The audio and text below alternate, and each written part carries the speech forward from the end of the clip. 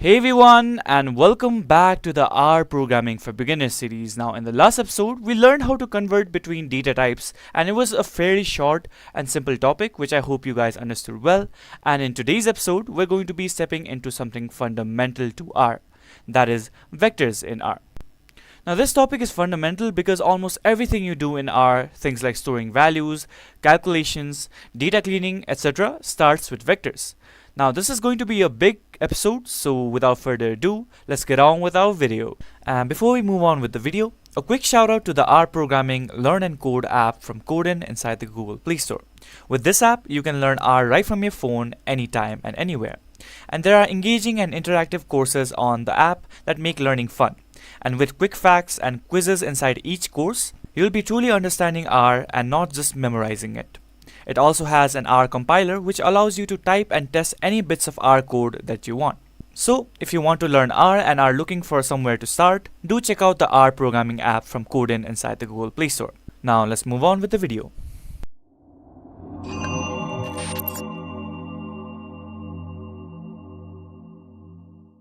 Now, like with every video, let's start with a basic question. What is a vector? A vector is simply a collection of values. Now, these values v1, v2, v3 and v4 can be numbers, text or logical data which are stored in order. So all of these are data, and this individual v4 is a data value in itself, and these are stored in an order. Now think of it like a row of items that are arranged in one straight line. One value alone is a data, but multiple values together become a vector. And like I said before, the vectors can be a numeric vector like this. It is a collection of 10, 20 and 30, and also character vectors like this: apple, banana and mango. Now, R loves vectors. Even single values are treated like tiny vectors of length 1. Now, if you've watched our previous episodes where we have executed functions and code in R, you might have noticed that the result in the console has a 1 next to it inside square brackets, and that is basically the index position of a single valued vector. And now that we have some basic knowledge about what vectors are, let's learn how to create them, shall we?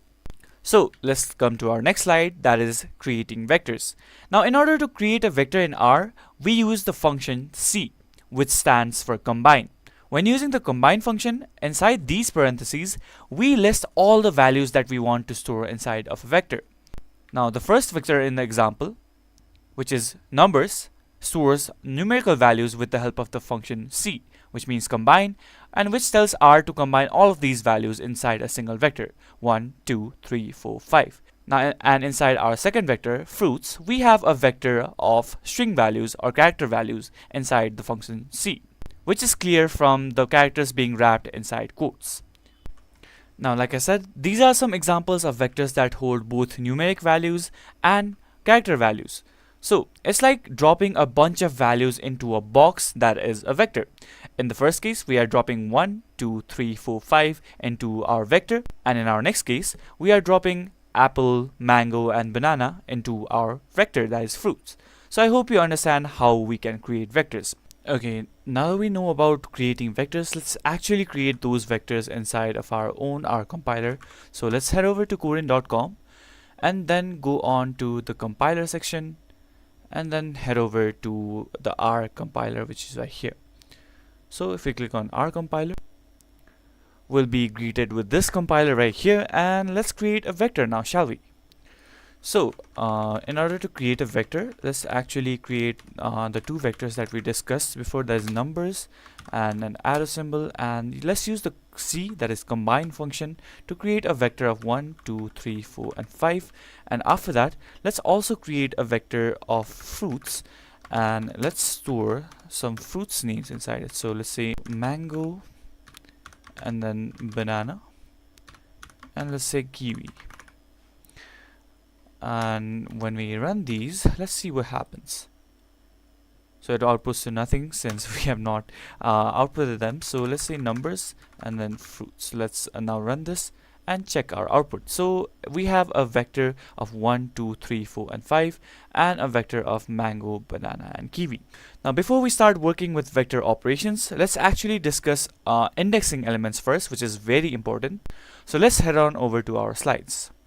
So indexing elements inside of a vector.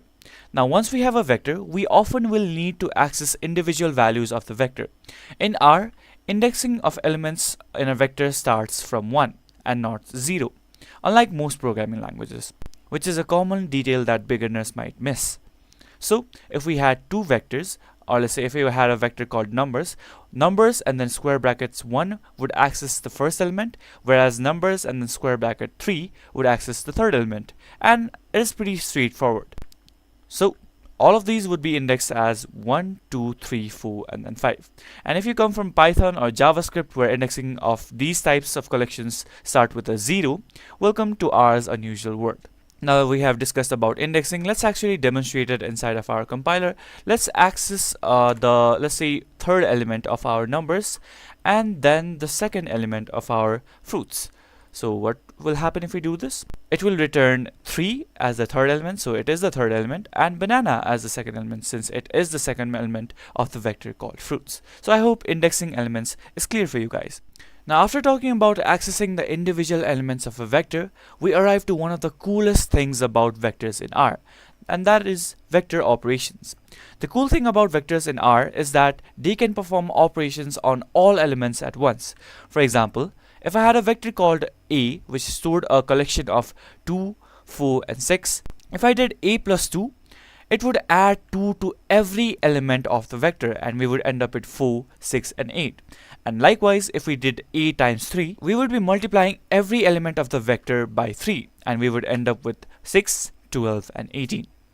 Now this allows us to add and multiply all of the numbers of the vector instantly, no loops required. Now this feature makes R amazing for mathematical work and data analysis.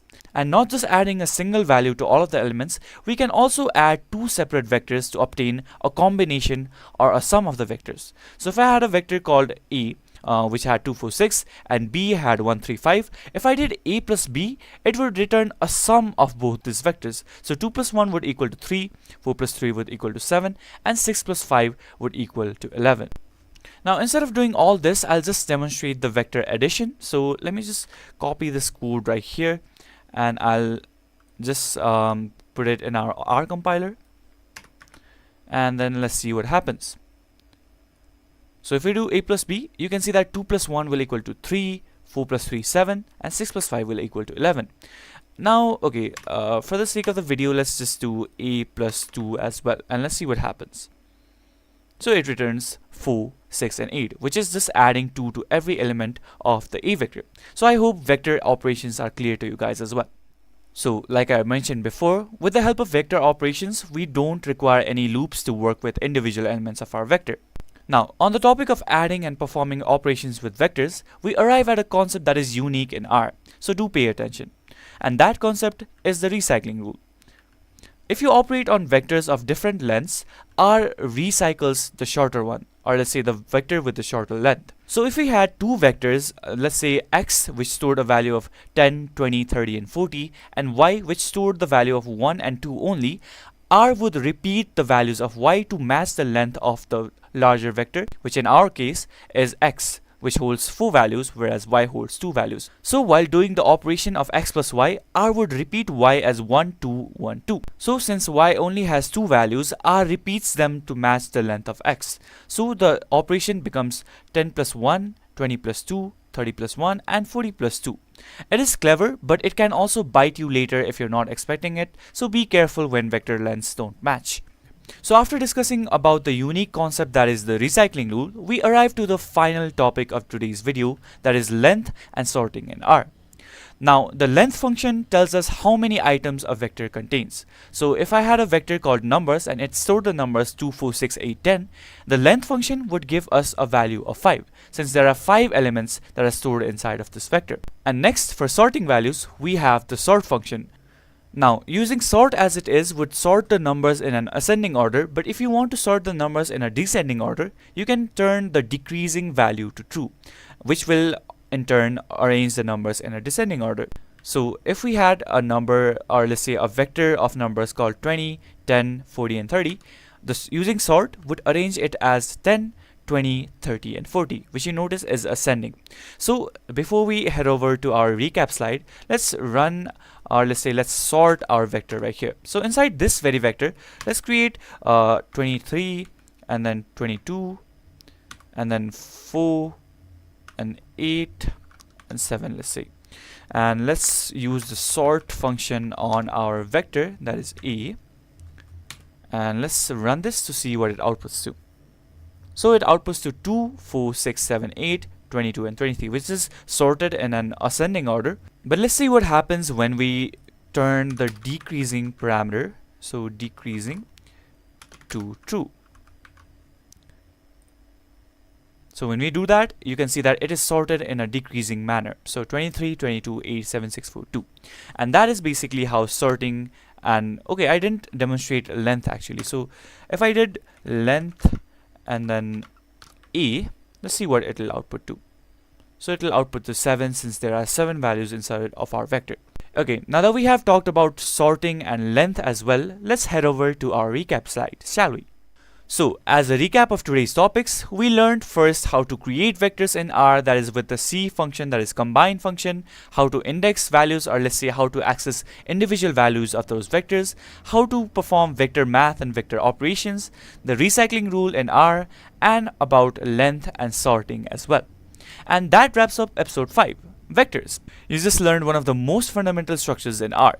Now in the next episode, we move on to something even more exciting, that is lists. So in order to know more about lists and what lists are, hope you tune in for the next episode. If you found this video helpful or like this video, make sure you drop a like and subscribe to our channel for more such videos. And until the next episode, bye bye and happy coding.